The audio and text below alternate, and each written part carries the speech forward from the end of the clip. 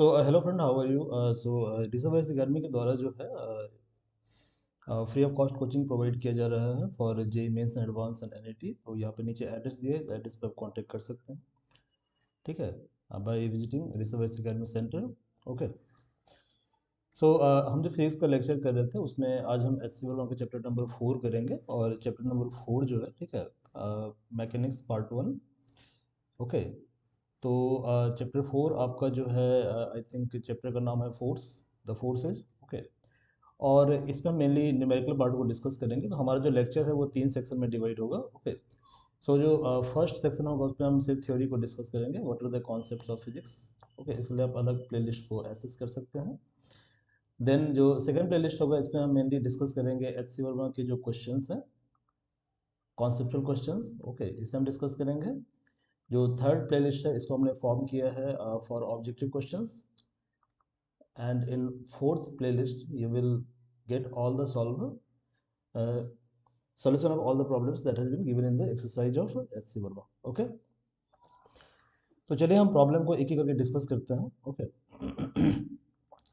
So first problem है कि gravitational force acting on a particle of mass 1 gram, just wait for a minute. Okay, question क्या है? Question है gravitational force acting on a particle of mass 1 gram due to similar particle is equal to 6.67 into 10 to the power minus 17 newton. So you have to find out the separation between the particles. Okay.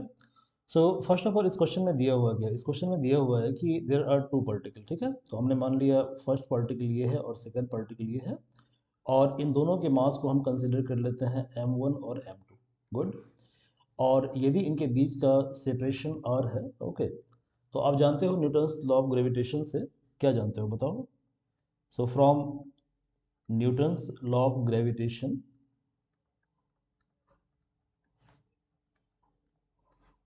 Law of gravitation, इनके बीच जो force लगेगा उसे बोलते हैं force of gravitation, और इसे हम denote करते हैं एफ जी से। और ये होता है जी, जहाँ पे जी क्या है? यूनिवर्सल ग्रेविटेशनल कांस्टेंट है, into M one M two by R square. यहाँ एम वन एम टू तो गिवन मास है, इनका प्रोडक्ट है, और आर जो है इनके बीच का सेपरेशन है, और आर स्क्वायर हमें कंसिडर करना है जब हम न्यूमेरिकल को सॉल्व करेंगे। ओके। तो ये तो हमारा कॉन्सेप्ट हो गया प्रॉब्लम का, ठीक है। अब प्रॉब्लम में गिवन क्या क्या है? अच्छा देखो, यहाँ पे ये जो जी है इसे बोलते हैं यूनिवर्सल ग्रेविटेशनल कांस्टेंट, और इसकी वैल्यू फिक्स होती है पूरे यूनिवर्स में, कितना? 6.67 10 टू द पावर माइनस 11, और इसका यूनिट है न्यूटन मीटर स्क्वायर पर किलोग्राम स्क्वायर, ये इसका यूनिट है। और यूनिवर्सल का मतलब ये हुआ कि ये मीडियम से इंडिपेंडेंट होता है, मतलब वट एवर मीडियम, ठीक है, तुम्हें फोर्स कैलकुलेट करना हो जी का वैल्यू कांस्टेंट होगा। ओके। तो क्वेश्चन में दिया हुआ है कि gravitational force acting on a particle of mass 1 gram due to similar particle, मतलब यहाँ पे दो पार्टिकल है, ठीक है, और पहले पार्टिकल का मास 1 ग्राम है और दूसरे पार्टिकल का मास भी m2 1 ग्राम है, ठीक है। तो सबसे पहले हम क्या करेंगे? सबसे पहले हम ग्राम को कन्वर्ट करेंगे किलोग्राम में, ठीक है। तो m1 equal to m2 equal to 1 gram, और 1 gram equal to 1/1000 kilogram. Gram को किलोग्राम में कन्वर्ट करने के लिए क्या करते हैं? 1000 से हम डिवाइड करते हैं। क्यों? क्योंकि आप जानते हो कि 1 किलोग्राम इक्वल टू कितना होता है? 1000 ग्राम होता है। ओके। 1/1000 को आप लिख सकते हो क्या कहते हैं, 1/10 का पावर 3 किलोग्राम। तो इसे हम इन शॉर्ट लिख सकते हैं 10 टू द पावर-3 किलोग्राम। अब ये मैं इस तरह से इंडेक्स में क्यों ले रहा हूँ, ठीक है। तो इसका रीजन ये है कि जब हम बाद में प्रॉब्लम को सॉल्व करेंगे तो ये जो जी की वैल्यू है काफ़ी स्मॉल वैल्यू है। कितनी वैल्यू है? 10 टू द पावर-11 इस टर्म में वैल्यू दिया हुआ है, ठीक है। तो इसलिए हम इसे कोशिश करते हैं कि 10 के पावर के फॉर्म में हम रखें। ओके। अब इनके बीच का जो सेपरेशन है वो आपको फाइंड आउट करना है, ठीक है। एंड फोर्स दिया हुआ है 6.67 10 टू द पावर-17 न्यूटन। तो ऑलरेडी एफ जी भी गिवन है। So your Fg is 6.67 into 10 to the power minus 11 Newton. It is also given. Okay. So you have to calculate the separation between two bodies. Good. So आप क्या करो, इन values को put कर दो equation number 1 में। तो therefore F G equal to है G m1 m2 by R square, और ये जो आपका एफ जी है इसकी वैल्यू है 6.67 10 टू द पावर -17। ओके। जी की वैल्यू है 6.67 10⁻⁻11, ये फिक्स होता है। m1 है 10⁻³ m2 है 10⁻³ and you have to find out r। Okay, चलो एक काम करो, इसे आप लिख सकते हो 6.67 10⁻⁻, कितना है 11, सारे पावर को ऐड कर दो, +-3 +-3, so -11 -3 -14 and +-3, that is -17, okay, divided by r²। तो इसे आप क्या लिख सकते हो, इसे आप लिख सकते हो 6.67 इंटू 10⁻17 डिवाइडेड बाई r²। एक काम करो, r² को हम ले जाते हैं LHS में, तो r² equal to 6.67 10⁻17 divided by 6.67 10⁻17। okay, so this one is 1, that's why distance r equal to 1 meter, this is the answer। okay, question number 2 हम देखते हैं। क्वेश्चन नंबर 2 क्या है, calculate the force with which you attract the earth, मतलब कि आप किस force से अर्थ को अट्रैक्ट करते हैं। ठीक है, ये आपको फाइंड आउट करना है। तो देखो भैया क्या होता है कि जब भी हम किसी फोर्स को कैलकुलेट करते हैं, ठीक है, तो हम पॉइंट मास कंसीडर करते हैं। तो मान लो ये अर्थ है, अब ये अर्थ का जो सेंटर है, ठीक है, ये क्या होगा, पॉइंट मास होगा, और अर्थ का रेडियस होता है, ठीक है, आर ई, मतलब अर्थ का रेडियस। ठीक है, तो रेडियस ऑफ अर्थ को यहाँ पे हम डिनोट कर रहे हैं आर ई के द्वारा, और आर ई होता है 6370 किलोमीटर, बट इसको अप्रॉक्सीमेटली हम लेते हैं 6400 किलोमीटर। तो किलोमीटर को हम क्या करेंगे, मीटर में कन्वर्ट करेंगे, क्योंकि मीटर क्या होता है, मीटर होता है SI यूनिट। So it is 6400 into 10⁻³ metre. Okay, अब मान लो यहाँ पे आप बैठे हुए हो, ठीक है, दिस इज यू। ओके, और आपका मास हम कुछ देर के मान लेते हैं 60 kilo, 60 kg। Okay, look, so radius of earth is इतना, मास ऑफ अर्थ होता है 5.98 10⁻⁻24 किलोग्राम। तो हम एक काम करते हैं, 5.98 को अप्रॉक्सीमेटली हम मान लेते हैं 6, so it is 6.0 10⁻⁻24, sorry 24 kilogram. Okay, ये अर्थ का मास है। और आपका मास कितना है, तो मास ऑफ मी, मेरा मास कितना है, तो मैंने मान लिया अपने मास को 60 किलोग्राम।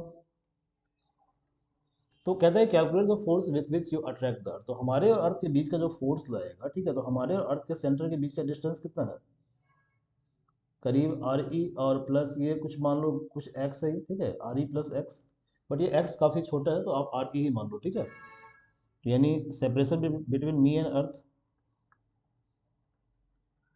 सेपरेशन बिटवीन मी मतलब मेरे बीच एंड अर्थ, ये है तुम्हारा r प्लस एक्स।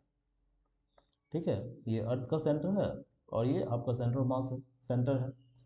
बट क्योंकि x काफ़ी स्मॉल है, तो आप नियरली इसे क्या लिख सकते हो, नियरली इसको r लिख सकते हो। ठीक है, क्योंकि x is very small, x is less than r, very small. Good, that means from Newton's law of gravitation हमारे बीच का जो फोर्स होगा वो होगा F G equal to G into mass of earth into mass of mine mass, मतलब मेरा कितना मास है, डिवाइडेड बाई आर ई का स्क्वायर। ठीक है, अब आप जानते हो जी की वैल्यू होती है 6.67 10⁻⁻11, अर्थ का मास है 6 इंटू 10⁻⁻24 किलोग्राम, आपका मास है 60 kilogram, divided by radius of अर्थ कितना है 6400 इंटू 10⁻³ और इसका होल स्क्वायर। ओके, आगे सिंप्लीफाई कर लीजिए, आंसर आपका आ जाएगा। ठीक है, third question, at what distance should two charge each equal to 1 coulomb be placed so that the force between them equals to your weight। okay, तो सबसे पहले क्या करूँ, यहाँ पे क्वेश्चन में क्या दिया, पहले हम कॉन्सेप्ट समझते हैं, क्वेश्चन का कॉन्सेप्ट क्या है। ठीक है, तो जब भी दो चार्ज होगा, ठीक है, फर्स्ट चार्ज है आपका Q1 और Q2, Q1 और सेकंड चार्ज है Q2, और दोनों के बीच का जो गैप है, वो तकरीबन r है, ये इसके बीच का गैप। ओके, तो इस केस में इन दोनों के बीच जो इलेक्ट्रोस्टैटिक फोर्स लगता है, ठीक है। अच्छा, यहाँ पे मीडियम को हम कंसिडर करेंगे वैक्यूम। तो हमने क्या देखा था, हमने देखा था कि ग्रेविटेशनल फोर्स में जो g है वो यूनिवर्सल ग्रेविटेशनल कांस्टेंट है, बट यहाँ पर जो कांस्टेंट है वो यूनिवर्सल नहीं होगा, ठीक है। यहाँ का जो कांस्टेंट होगा वो वेरी करेगा मीडियम टू मीडियम। ओके, तो इसलिए हमने क्या किया, हमने मीडियम को एज्यूम कर लिया कि ये मीडियम कौन सा मीडियम है, वैक्यूम मीडियम है, ठीक है।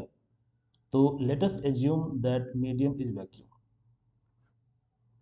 लेट अस एज्यूम, हमने मान लिया कि हमारा जो मीडियम है, ओके एक मिनट ठहर जाइए, ये पेन काफ़ी जो है मोटा हो गया है।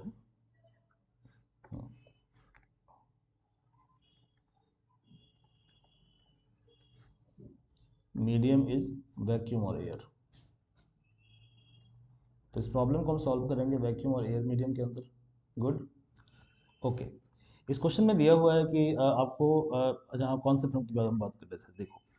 तो जब वैक्यूम और एयर में Q1 Q2 रखा होगा तो इसके बीच का जो इलेक्ट्रोस्टैटिक फोर्स होगा, ठीक है, वो होगा some constant Q K into magnitude of first charge, magnitude of second charge, इन दोनों का प्रोडक्ट, डिवाइडेड बाई इनके बीच का डिस्टेंस r स्क्वायर। गुड।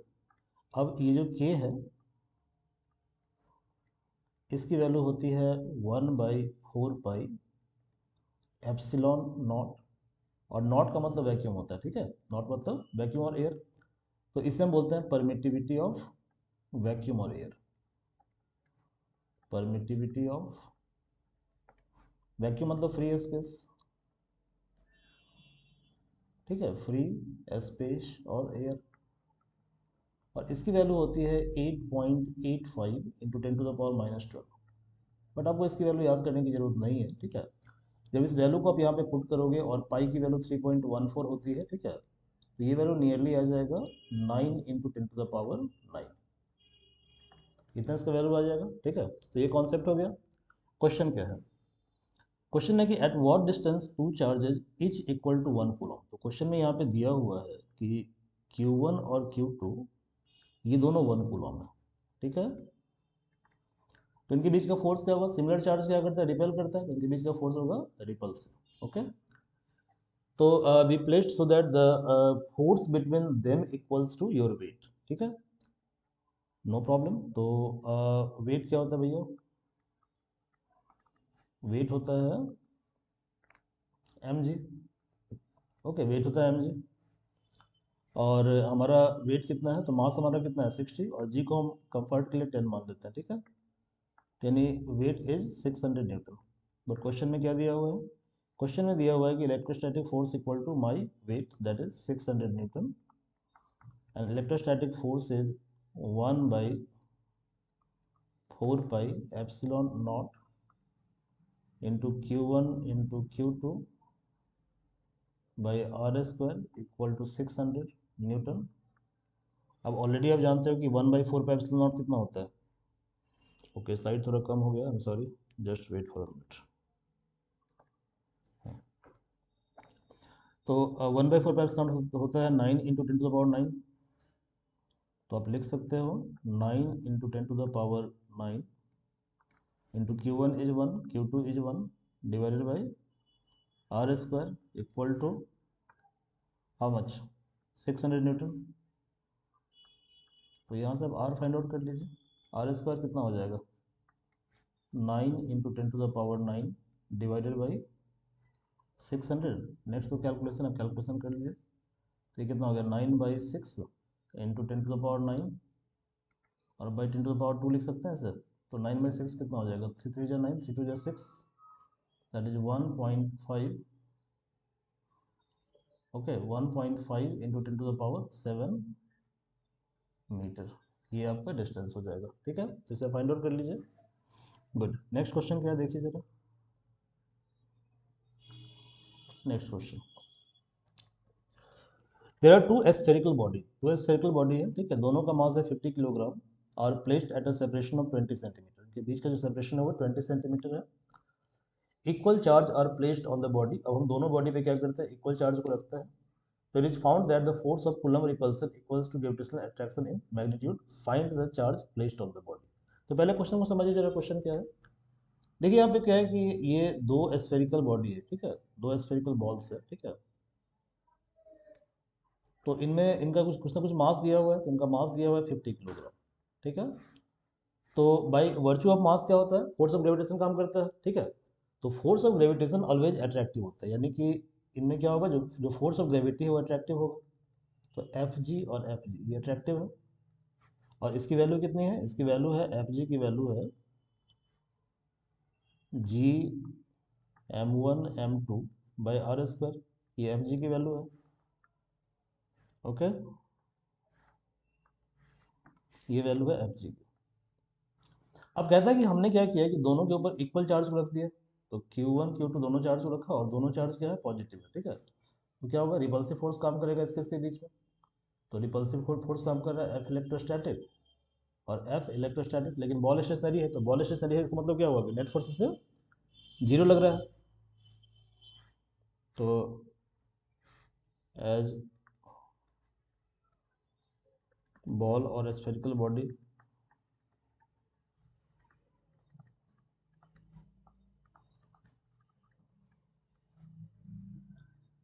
और स्टेशनरी ठहरा हुआ है, ये स्टेशनरी। तो दैट मीन्स एफ ग्रेविटेशन जो है वो बैलेंस कर रहा है इलेक्ट्रोस्टैटिक फोर्स को।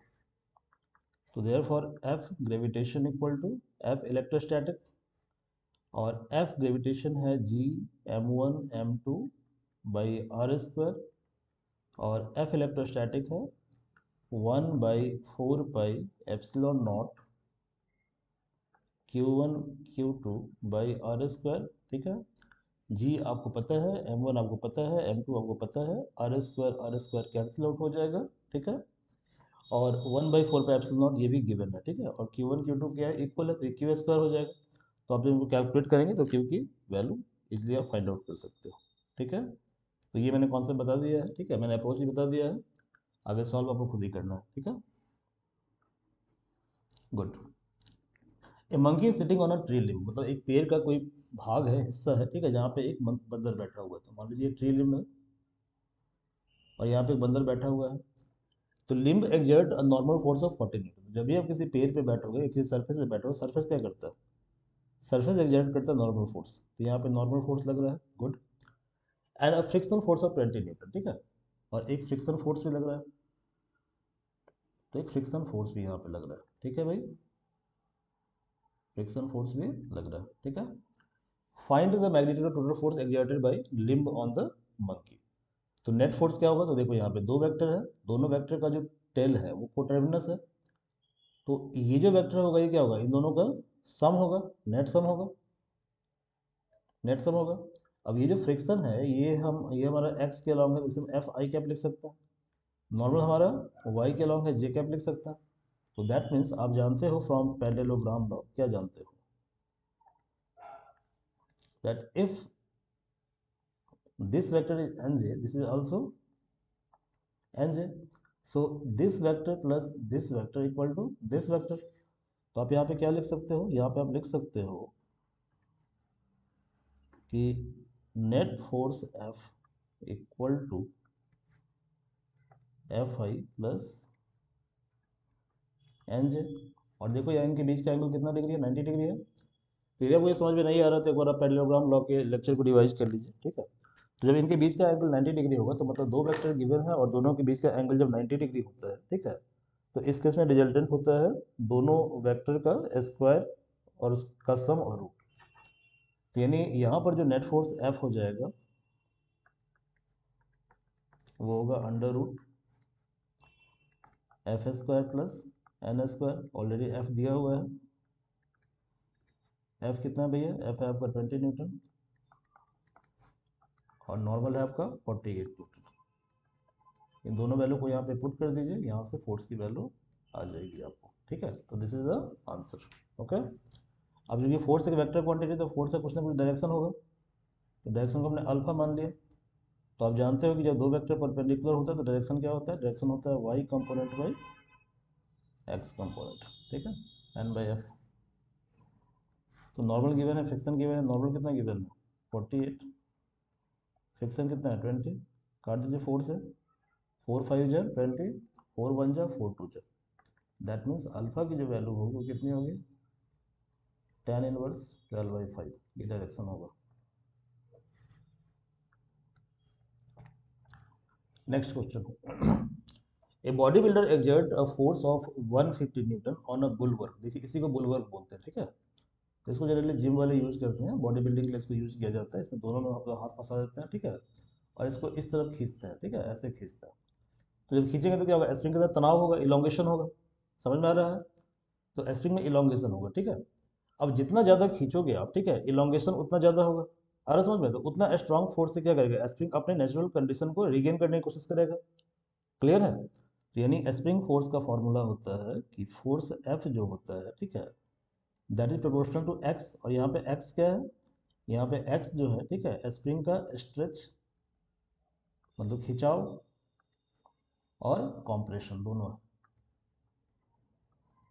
तो जितना कॉम्प्रेस करेंगे उतने फोर्स से स्प्रिंग क्या करेगा, अपने स्टेट को रिगेन करने की कोशिश करेगा, और जितना फोर्स से खींचेंगे तो स्प्रिंग वापस उस कंडीशन में आने की कोशिश करेगा। क्लियर है ये। तो दैट मीन्स ये जो फोर्स एफ है equal to some constant into X, और ये जो कांस्टेंट एक्स है इसे, सॉरी के है, इसे बोलते हैं स्प्रिंग कांस्टेंट, इसे हम बोलते हैं स्प्रिंग कांस्टेंट। अब यहाँ पे नेगेटिव साइन क्यों है, why there is negative sign. तो देखिए जब आप क्या करते हो, जब आप इसको इधर पुल करते हो, इधर फोर्स लगाते हो, ठीक है, मतलब इधर आप खिंचाव करते हो, ठीक है, खींचते हो इधर आप, तो लेंथ इधर बढ़ रहा है तो फोर्स इधर लगता है, इधर लगता है।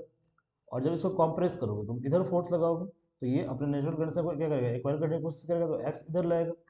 तो दोनों कंडीशन में क्या हो रहा है कि इन कंडीशन ऑफ स्ट्रेच और इन कंडीशन ऑफ कंप्रेशन, ठीक है, in both the cases force and displacement are opposite. Okay.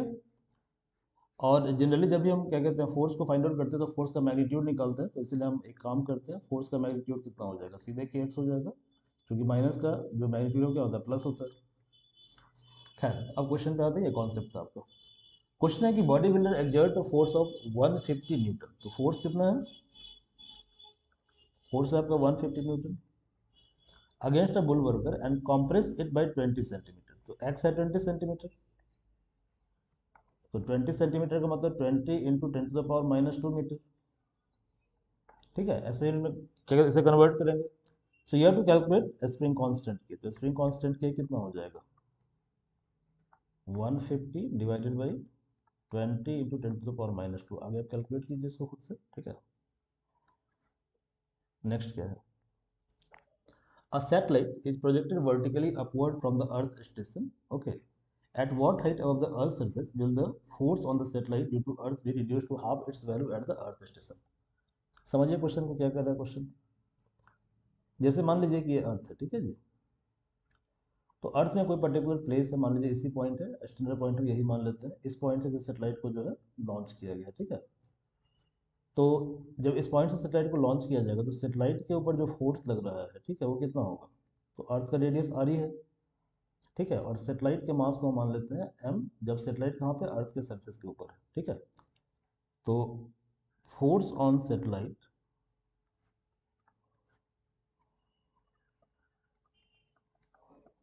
Eight earth surface,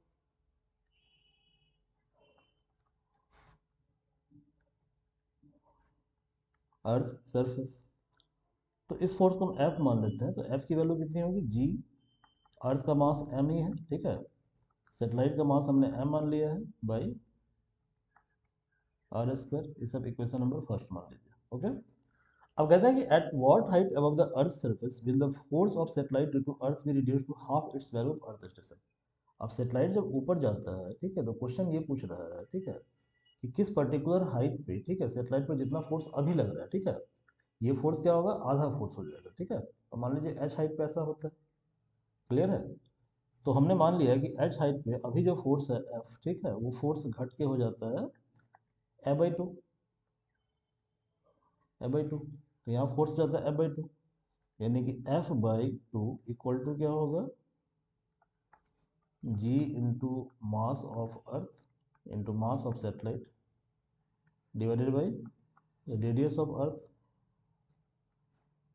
plus H का होल स्क्वायर। गुड। तो आपको फाइंड आउट क्या करना है, आपको फाइंड आउट करना है एच, एच आप निकाल लीजिए। इक्वेशन फर्स्ट और सेकंड को डिवाइड कर दीजिए। Okay, so first by second implies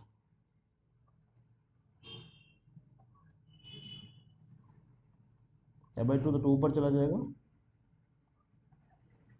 ji M E M R E square into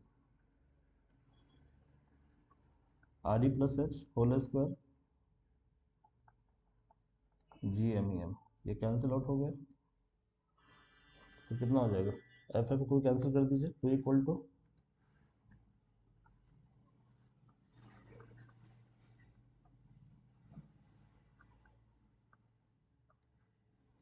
whole square, तो इसे हम लिख सकते हैं R E plus H by R, square को हटाएंगे तो क्या लाएगा, इधर रूट हो जाएगा, तो रूट टू, इसे फर्दर सिंप्लीफाई कर लीजिए, ये आर ई है ना, radius of earth R E by R E one plus H by R E equal to root two, निकालना आपको एच है, तो एच बाई आर ई कितना है, रूट टू माइनस वन, तो therefore H equal to R E into root two minus one, R E आपको पता है, ठीक है, और रूट टू कितना होता है, 1.414 होता है,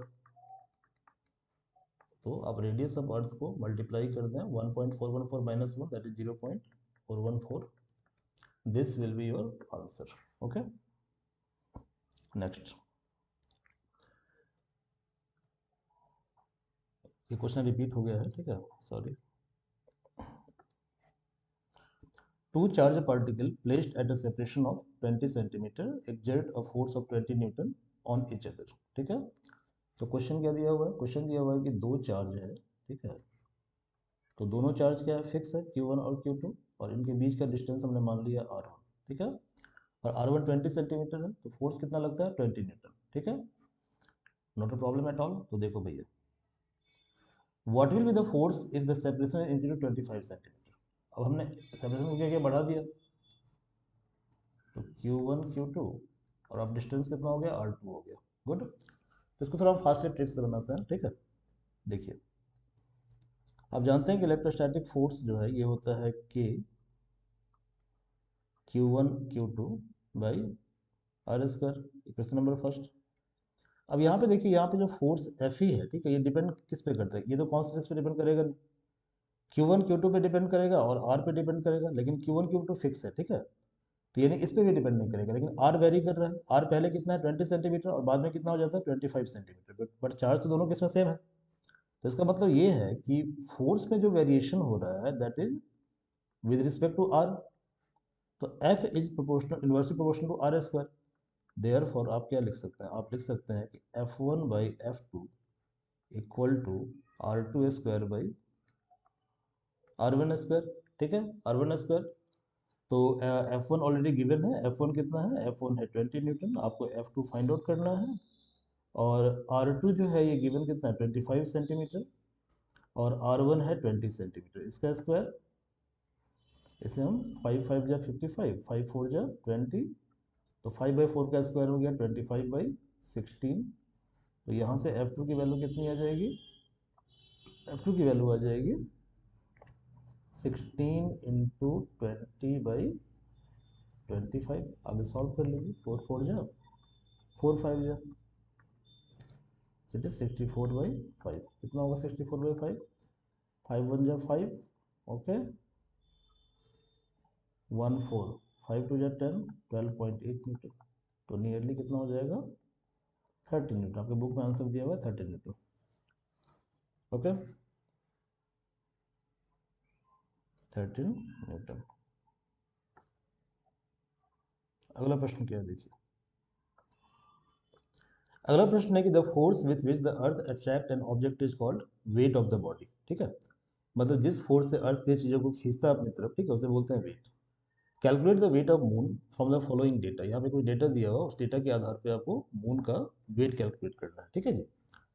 तो पहले तो हम थोड़ा इसके कॉन्सेप्ट को समझते हैं, तो देखिए, आप जानते हैं कि क्या होता है कि जो सोलर सिस्टम होता है, ठीक है, उसमें सन जो है, सन वो फोकस पे होता है, तो मान लीजिए सन का ये पोजिशन है, सन के चारों तरफ क्या घूम रहा है, अर्थ घूम रहा है, और अर्थ के चारों तरफ जो चक्कर लगाते हैं उसको सैटेलाइट बोलते हैं। तो ये सैटेलाइट कौन सा है, मून है। तो हमारा पर्पस है इस डायग्राम पे फोकस करना, ठीक है, तो हम इस पे फोकस करते हैं, इसको हम अलग से प्लॉट कर लेते हैं। तो यहाँ पे मून घूम रहा है और यहाँ पे सेंटर पे अर्थ है, ठीक है, अर्थ है। तो इसके बीच का जो फोर्स होगा वही वेट होगा, तो इसके बीच का फोर्स क्या होगा, निकाल लीजिए।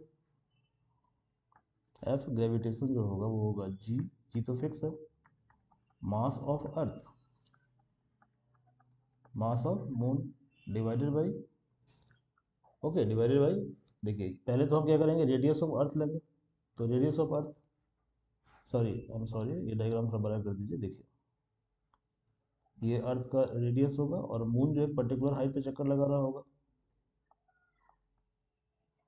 तो ये भी हमें कंसिडर करना पड़ेगा, ठीक है, ये भी हमें कंसिडर करना पड़ेगा। तो G M E M M, ठीक है, by radius of earth plus H का होल स्क्वायर, ओके। यहाँ पे क्या क्या दिया हुआ देखिए भाई, डिस्टेंस दिया हुआ है, एक काम कीजिए दोनों को पॉइंट मास मान लीजिए, तो यहाँ पे एच को इग्नोर अप कर सकते हैं, ठीक है, ओके। द यूनिवर्सल जी जितना, मास ऑफ मून जितना, ओके, मास ऑफ अर्थ है जितना, तो नहीं ठीक है, आर ई आपको लेना पड़ेगा, गुड। तो ऑलरेडी जी दिया हुआ है, जी कितना है, 6.67 ten power minus 11। Mass of अर्थ कितना दिया हुआ है, 6 into ten power 24। Mass of moon कितना है, 7.36 टेन पावर 22। आर ई को पता है 6400 किलोमीटर, और यहाँ पे डिस्टेंस है 3.8 टेन पावर 5 किलोमीटर। सभी को मीटर में कन्वर्ट कर लीजिए, आंसर आ जाएगा आपका। नेक्स्ट क्वेश्चन है कि find the ratio of magnitude of electric force to gravitational force acting between two protons. आप जानते हैं कि एटम जो होता है, एटम, ठीक है, एटम का दो पार्ट होता है, ठीक है, तो एक पार्ट होता है ऑर्बिट और एक पार्ट होता है न्यूक्लियस। और न्यूक्लियस के अंदर क्या होता है, न्यूक्लियस के अंदर होता है प्रोटॉन और न्यूट्रॉन। तो इसके अंदर प्रोटॉन होता है, न्यूट्रॉन होता है, इलेक्ट्रॉन क्या करता है, ऑर्बिट में चक्कर लगाते रहता है, ओके। सो खैर लीव इट, ये न्यूक्लियस को बाहर निकाल दिए, निकाल दीजिए बाहर। तो आपको बताना है कि दो प्रोटॉन है, ठीक है, proton one proton two, okay. इनके बीच का आपको फाइंड आउट करना है इलेक्ट्रिक फोर्स और ग्रेविटेशनल फोर्स का रेशियो निकालना है। तो देखिए भैया, जो इलेक्ट्रिक फोर्स है वो क्या होता है, के Q1 Q2/r², मीडियम को हम क्या करेंगे, वैक्यूम मानेंगे, ठीक है। ग्रेविटेशनल फोर्स होता है G M1 M2/r²। तो यानी जब आप Fe/Fg निकालोगे तो कितना होगा, ये के Q1 Q2/r² divided by ji M1 M2/r², r² तो कैंसिल आउट हो गया, तो दिस इज के Q1 Q2 ji M1 M2। I think यहाँ तक कोई प्रॉब्लम नहीं है। अब ऑलरेडी के आपको पता है, के कितना है, सो योर के इज 9 इंटू 10⁻⁹। प्रोटॉन पे चार्ज कितना होता है, 1.6 10⁻⁻19। जी की वैल्यू कितनी होती है, 6.67 10⁻⁻11। और प्रोटॉन का जो मास होता है वो होता है 1.67 इंटू 10⁻⁻27 किलोग्राम। तो ये प्रोटॉन का मास होता है, सारा डेटा आपको दिया हुआ है, आप यहाँ फीड कर दीजिए, आंसर आ जाएगा आपको, you will get the answer. Next question क्या है, the average separation between proton and electron in hydrogen atom in the ground state is 5.3 into 10⁻⁻11 meter. Calculate the Coulomb force between them at this separation, ठीक है। When the atom first goes into first excited state, the average separation between proton and electron is increased by 4 times its value in ground state. Calculate the Coulomb force in this state. काफी अच्छा question है, समझिए पहले concept को। देखिए आप जानते हैं कि हाइड्रोजन एटम जो होता है, ठीक है, उसके न्यूक्लियस में प्रोटॉन, सॉरी न्यूट्रॉन नहीं होता, तो यहाँ पे सिर्फ क्या होता है, एक प्रोटॉन होता है और एक इलेक्ट्रॉन होता है। और इलेक्ट्रॉन जब इस ऑर्बिट के अंदर चक्कर लगाता है, इसको बोलते हैं ग्राउंड स्टेट, इसे हम बोलते हैं ग्राउंड स्टेट।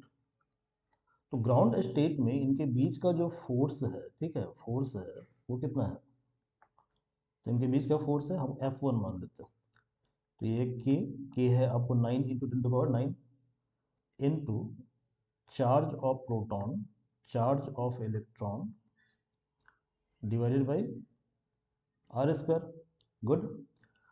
अब एक्साइटेड स्टेट का मतलब ये होता है कि इलेक्ट्रॉन अपने ऑर्बिट को छोड़कर जंप कर जाता है near by orbit, near by vacant orbit में, इसको बोलते हैं एक्साइटेड स्टेट। तो इलेक्ट्रॉन जंप करके चला गया यहाँ पे, गेटिंग माई पॉइंट। और इस केस में मैंने डिस्टेंस को मान लिया आर डैश, ठीक है। यानी F2 की जो वैल्यू होगी वो कितनी होगी, Q into K into Q P Q E divided by R dash square. But already question में दिया हुआ है, क्या दिया हुआ क्वेश्चन में, एक मिनट हट जाइए।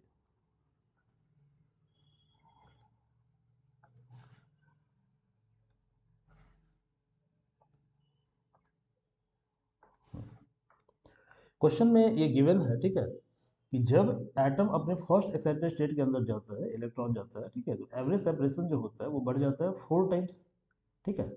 यानी यहाँ पे दिया हुआ है कि जो आर डैश है वो 4R है, तो ये कितना होगा, के क्यू पी क्यू ई और आर डैश 4R है, तो 4R का होल स्क्वायर, क्योंकि आर डैश आपका है 4R। गुड। तो आप फाइंड आउट कर लीजिए। तो पहले वाले केस में तो आपका ये आंसर हो जाएगा, ये ए पार्ट हो गया। बी वाले केस में क्या होगा, तो बी वाले केस में कुछ नहीं करना है, आपने जो भी आंसर यहाँ पे निकाला है, ठीक है, तो यहाँ क्या कर दीजिए, 4 4 जा 16 हो गया, तो इसको लिख दीजिए 1/16 इंटू जो भी आपने आंसर निकाला है पहले वाले पार्ट में, Q P Q E by R square. Okay, उस वैल्यू को आप डिवाइड कर दें 16 से, वही आपका आंसर हो जाएगा, ठीक है। Last question. The geostationary orbit of Earth is at a distance of 36,000 km from the Earth's surface, ठीक है। Find the weight of 120 kg equipment, मतलब satellite placed in the geostationary satellite. The radius of the Earth is 6400 kilometre. तो समझिए जरा question हो क्या है। अब वो फाइंड आउट करना है कि 120 kg पे जो इक्विपमेंट होगा सेटेलाइट के अंदर, ठीक है, तो उस पर अर्थ का वेट, क्या कहते हैं, वेट कितना होगा उसका, ठीक है। तो पहली बात तो है, ये आप समझिए कि जैसे ये अर्थ है, ठीक है, ये अर्थ है। तो जियोस्टेशनरी सैटेलाइट वो सैटेलाइट होता है जिसको आप यदि अर्थ से देखेंगे, ठीक है, तो आपको स्टेशनरी दिखाई देगा, that's why it is called geostationary satellite. Okay. और इस पर्टिकुलर क्षेत्र को फाइंड आउट करने के लिए, ठीक है, वो जो ऑर्बिट होगा जहाँ पर सैटेलाइट मूव करेगा, ठीक है, वो उस ऑर्बिट का हाइट होगा 36,000 किलोमीटर।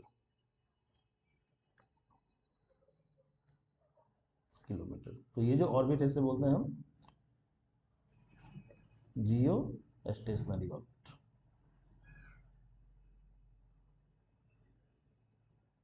इसे हम बोलते हैं जियो स्टेशनरी ऑर्बिट। गुड। अब देखिए भाई, अर्थ का जो रेडियस है वो कितना है, आर ही है, ठीक है। तो आपको फाइंड आउट करना है कि the geostationary satellite of orbit जितना, तो find the weight of 120 kg equipment placed in geostationary satellite. आपको वेट निकाल, वेट का मतलब फोर्स हो गया, ठीक है। तो एक काम करते हैं, पहले हम फोर्स यहाँ पे फाइंड आउट कर लेते हैं इस पॉइंट पे, अर्थ के पेरीफेरी पे। यहाँ पे F1 है और यहाँ पे हम फोर्स को मान लेते हैं F2, ठीक है।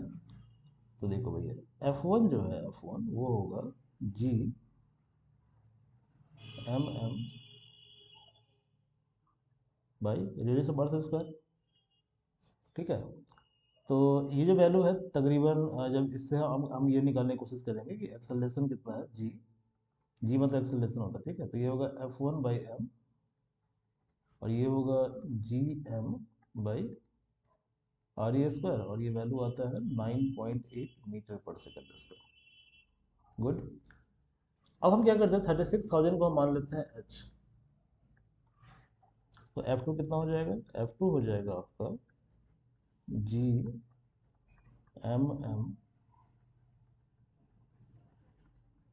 आर ई प्लस एच का होल स्क्वायर। तो कॉरेस्पॉन्डिंग जो वेट होगा जी डैश वो होगा F2/m, तो होगा GM by R E plus H का होल स्क्वायर। हमें जी डैश फाइंड आउट करना है, तो therefore G dash by G जो होगा वो होगा, या जी बाई जी डैश कर दीजिए, सॉरी,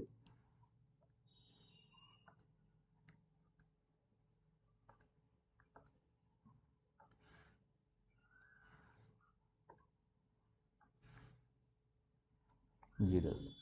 तो जी कितना है,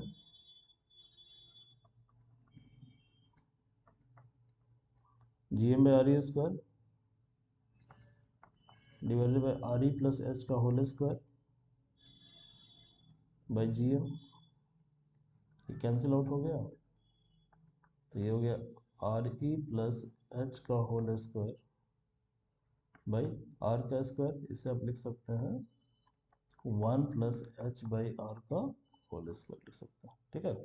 अब यहाँ एच बाई आर का वैल्यू पुट कर दीजिए, जो भी आंसर आएगा, ठीक है।